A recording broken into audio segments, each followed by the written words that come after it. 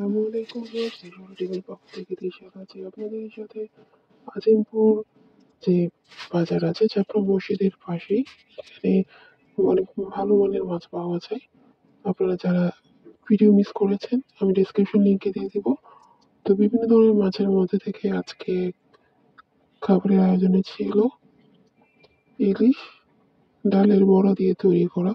তো মাছ যেহেতু এখানে কোটার লোক আছে, আপনি চাইলে এখানে যে লোকও আছে মহিলাও আছে, যার কাছে ইচ্ছে আপনি মাছ কুটিয়ে নিতে পারেন, এবং অবশ্যই মাছ করার জন্য কিন্তু কিছুটা চার্জ আপনাকে দিতে হবে। তো বাড়িতে তৈরি করা হয়েছিল ডালের বড়া তৈরি করার রেসিপিটা আমি আপনাদেরকে লিখে দিচ্ছি। আর ইলিশ মাছ, গোটা ইলিশ মাছ ভালো করে ধুয়ে পেয়েছে এই বড়া রান্না করা।